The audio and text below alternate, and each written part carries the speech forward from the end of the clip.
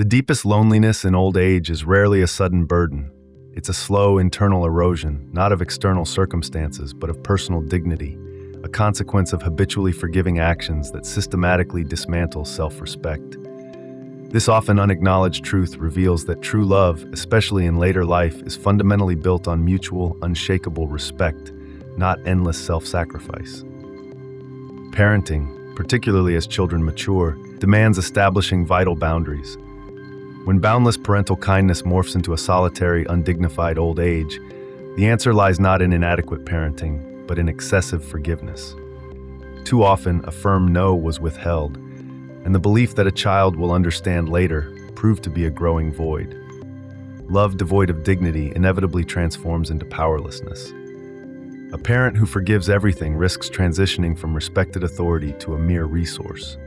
This is a critical lesson maturity delivers.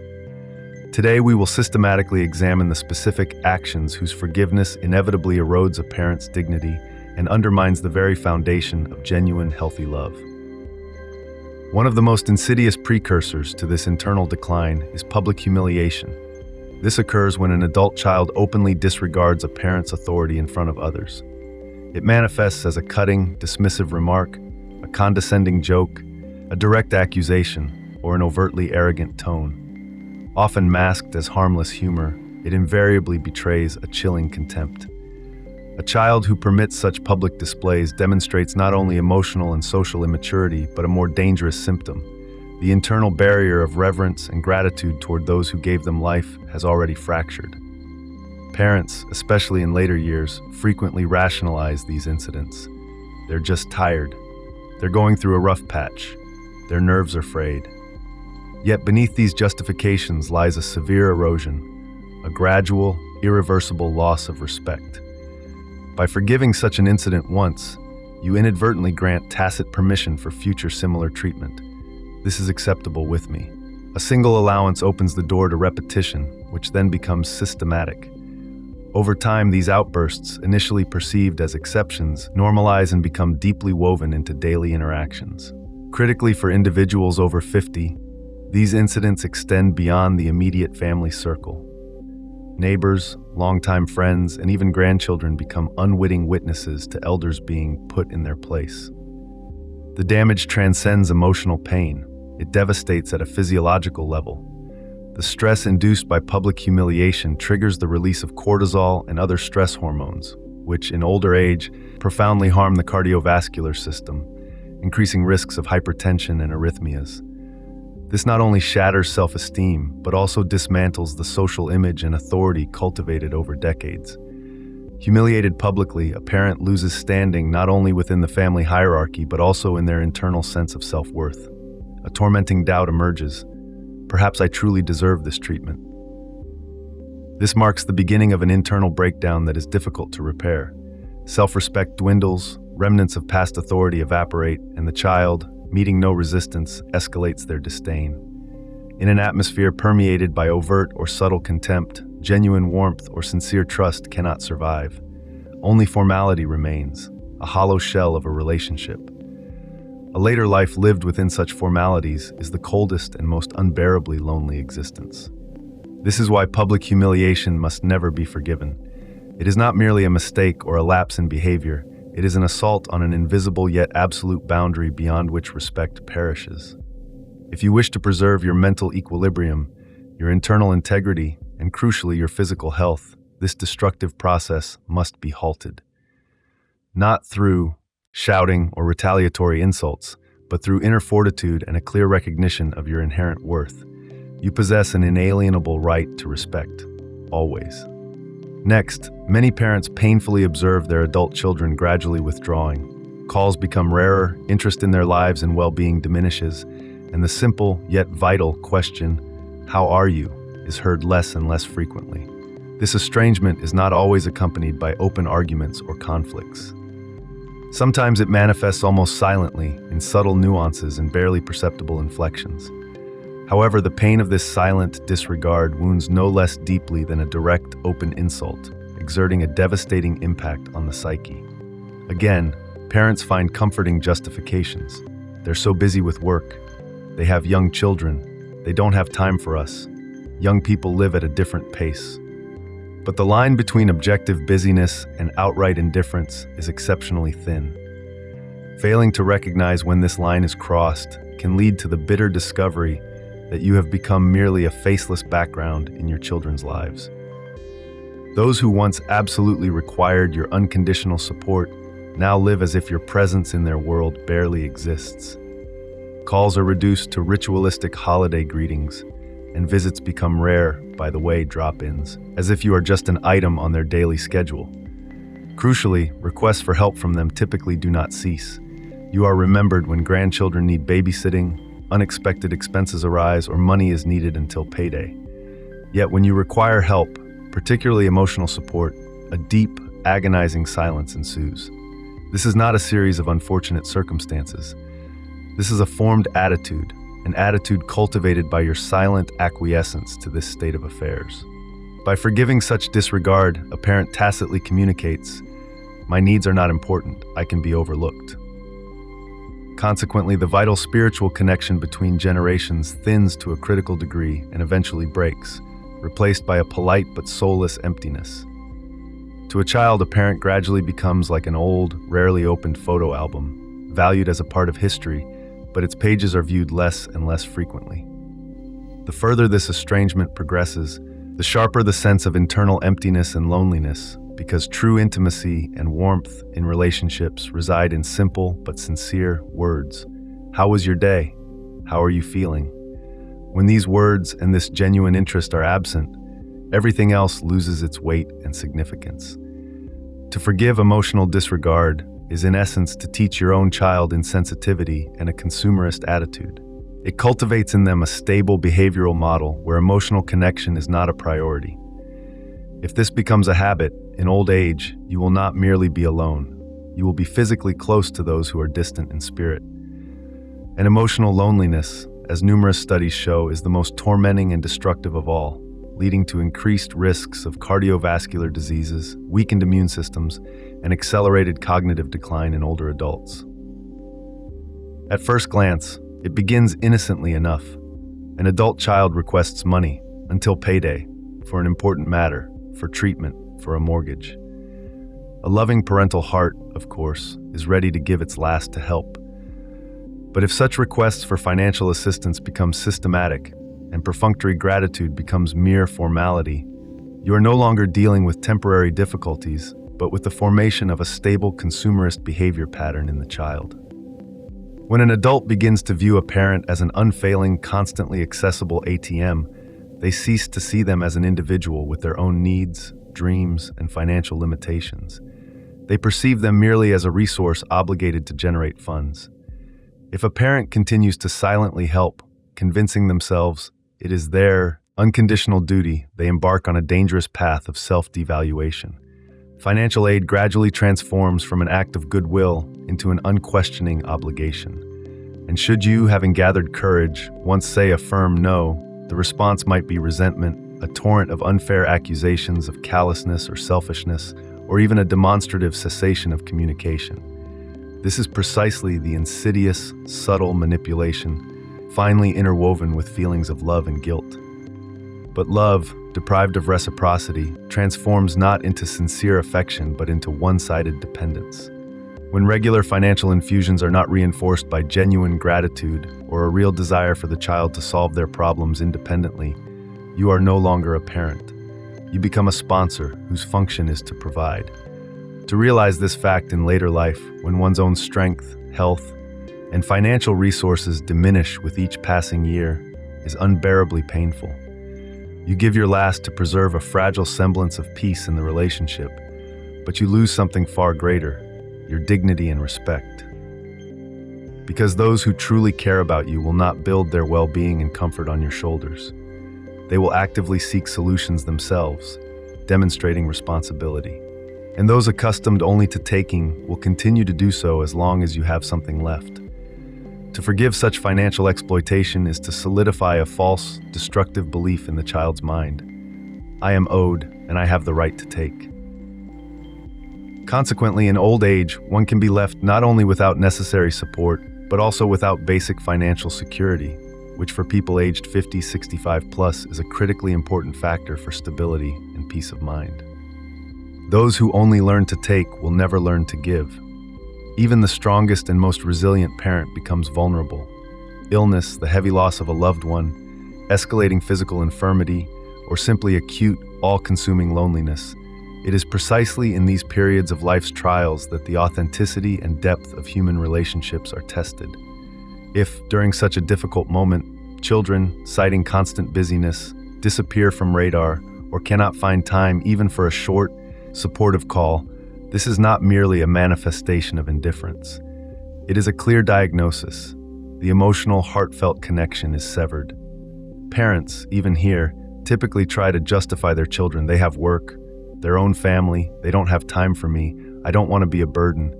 But deep down, beneath layers of these justifications, a heavy, unexpressed resentment accumulates.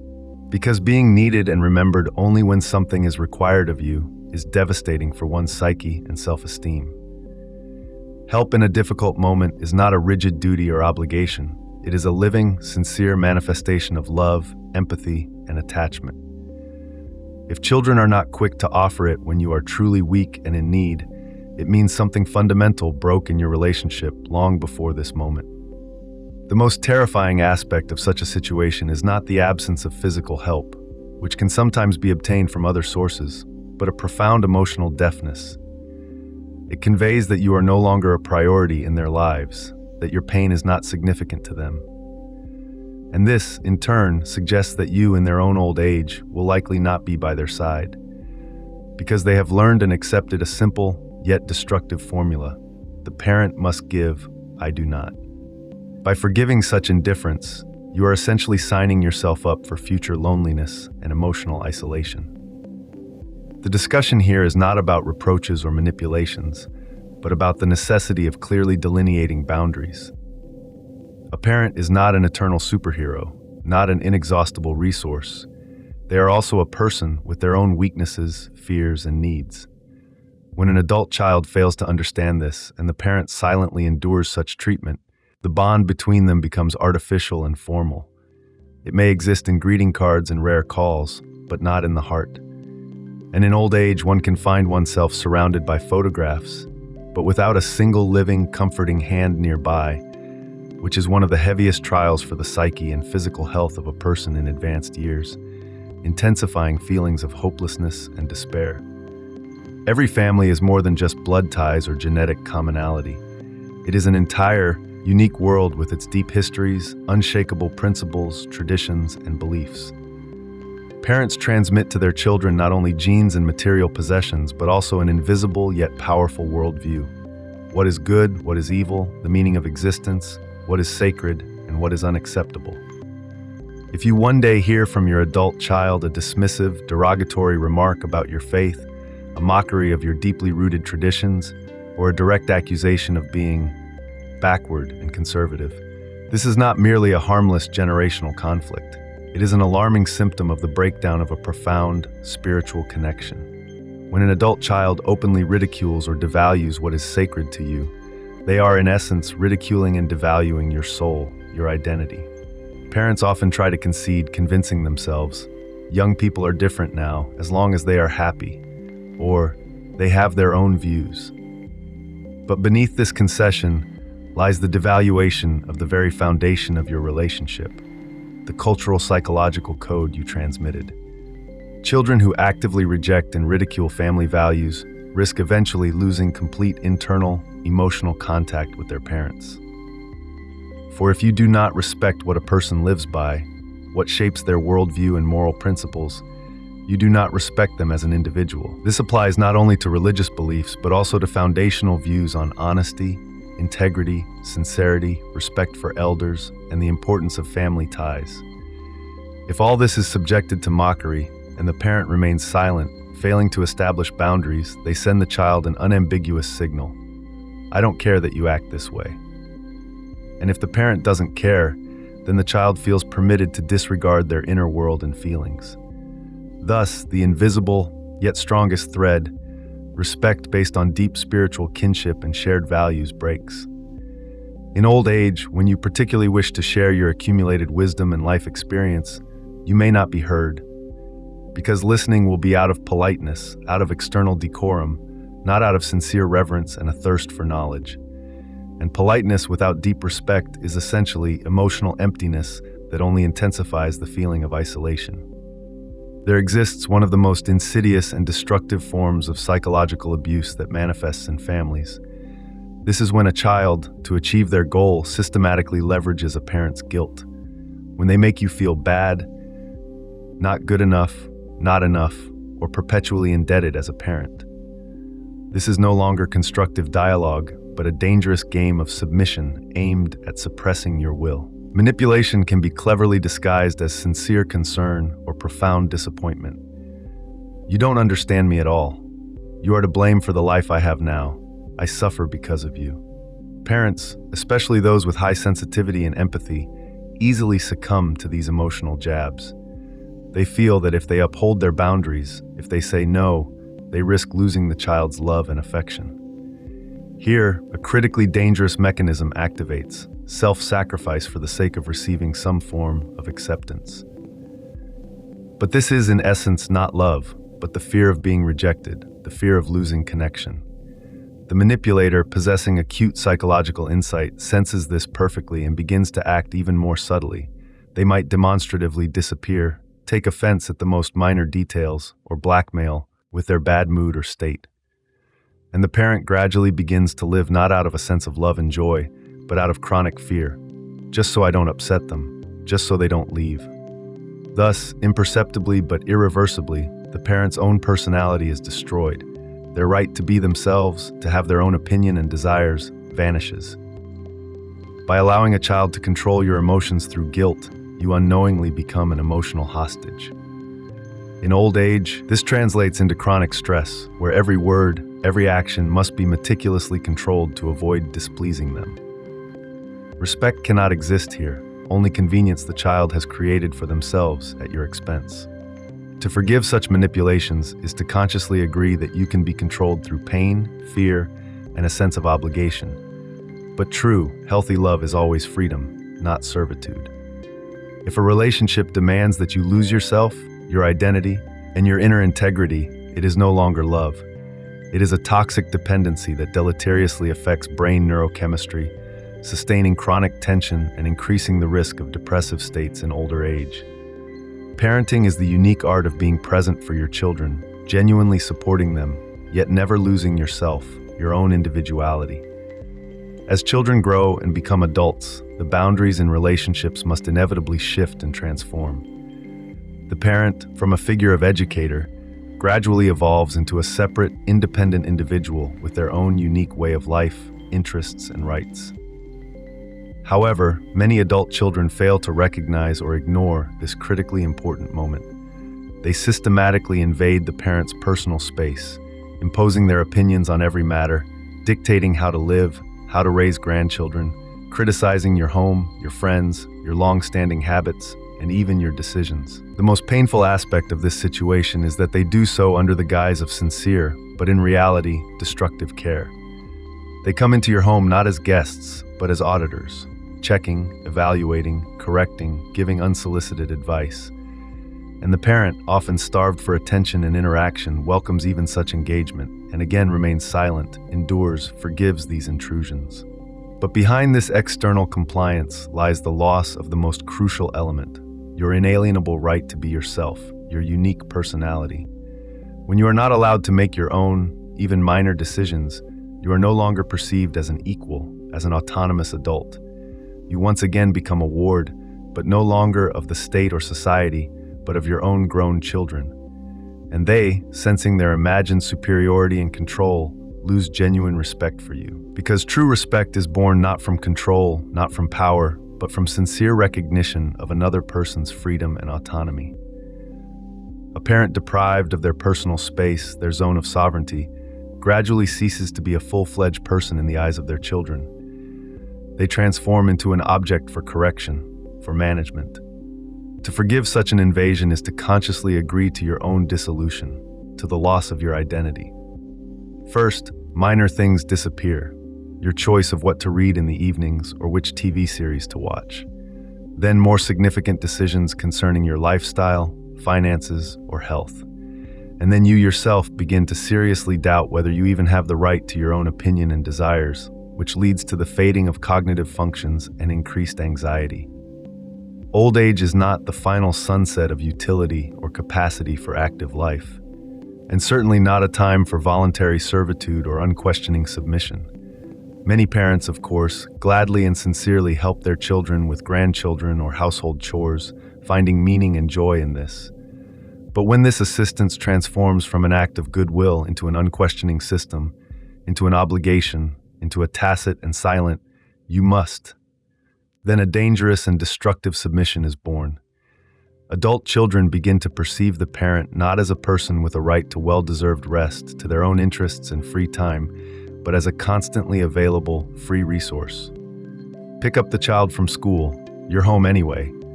Come help with the dasha, you're retired and free. And each time silently agreeing to such requests, you become less of a person and more of a function, a tool for someone else's needs. Often this does not stem from malice or a conscious desire to harm. It is simply a bad habit. A habit of using without noticing the person instead of genuinely thanking and valuing. At first you rejoice in feeling needed and valued.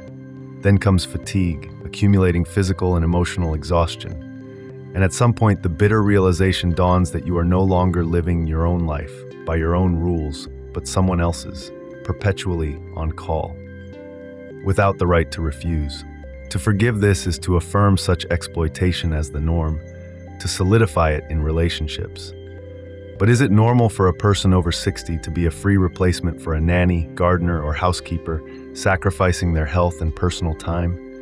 Is it normal to lose your health, your freedom, and your last years just to avoid offending anyone, just to maintain a shaky balance?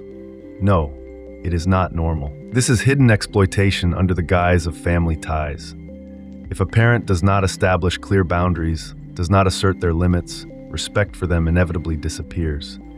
Because respect is accorded to those who first and foremost respect themselves, their needs, and their rights. Physiologically, excessive strain on an elderly body leads to accelerated joint wear, exacerbation of chronic diseases, a decrease in overall vitality, and accelerated aging. This is arguably the cruelest and most treacherous form of betrayal, when adult children cynically exploit a parent's weakness and vulnerability for their own selfish gain. Someone persistently persuades a sick, weakened mother to sign over an apartment to them. Another pressures her fears of loneliness or illness to achieve a desired, profitable outcome. All of this occurs under the guise of care, under the mask of good intentions. We just want to help you.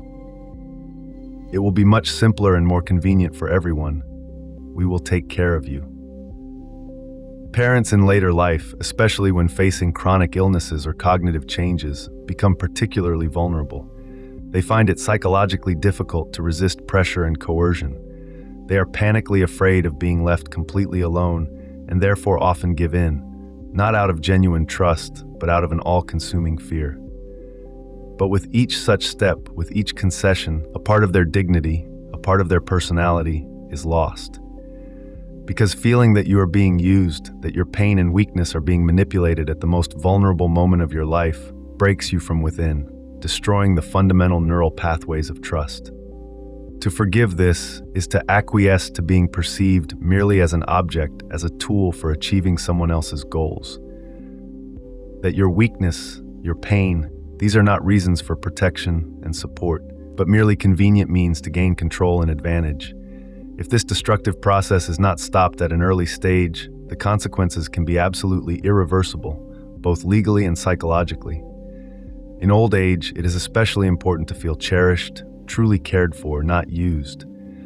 That those around you are genuinely close and loving people, not cold-blooded inheritance hunters. Therefore, actions clearly driven by cold, cynical calculation must not be forgiven. One must be firm, even if it is frightening and painful. One must openly and clearly state, I am still alive, I am still an independent person, not someone to be controlled and used. This act of self-protection is critically important for preserving mental health and banpur, preventing the development of post-traumatic stress disorders in older adults. And finally, not a loud conflict, but silence. That deafening silence in which a parent gradually finds themselves utterly alone, while children seem to vanish from their life. First, calls become rarer, then only on major holidays, and then a complete agonizing silence ensues. Without arguments, without explanations, without apparent reasons. Just a gradual but complete disappearance. The parent waits, hopes, searches for the slightest pretexts for a call, for communication, but in response, only unbearable silence. This is the most tormenting state because you do not understand your fault, what you did wrong. You lose not just a connection, you lose a profound sense of your existence. All the sleepless nights, all the boundless love, all the care and self-sacrifice invested in children, they seem to be erased from memory, devalued. And the most terrifying part is that you begin to forgive this. They have their own lives. I don't want to be a burden. They are probably very busy. But silence is not peace or tranquility. It is a slow, painful dying of relationships that exerts immense psychophysiological stress on the body. By forgiving such oblivion, a parent implicitly agrees to the role of a ghost, someone whom no one needs and whose existence no one cares about. Loneliness among strangers is one thing, but loneliness among those you raised to whom you dedicated the best years of your life, that is betrayal by indifference, the cruelest of all. Therefore, disappearance from one's life must not be forgiven. One must openly and firmly say, I am here, I exist, I am a living person. One must demand not sacrifices, not endless concessions, but simple human presence, attention, and participation. Because respect means remaining by one's side, not by schedule or obligation, but by the sincere dictate of the heart, by an internal need to be present. The absence of this basic human contact, especially in old age, leads to chronic stress, suppression of immunity, and accelerated biological aging. The final chapter of life is not a twilight, not an extinguishing.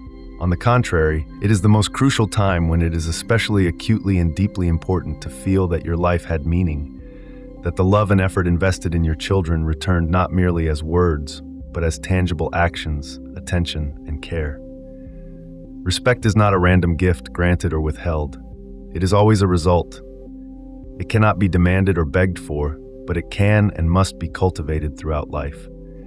This means it can also be irretrievably lost if over many years you forgive what systematically destroys your dignity and self-worth. Love for children, however deep and unconditional, does not necessitate enduring pain, humiliation, or exploitation. To be a parent is not to completely dissolve into others, entirely losing yourself. It is rather to teach by example that self-respect, respect for one's personality, and one's boundaries are sacred and absolutely essential for a healthy life.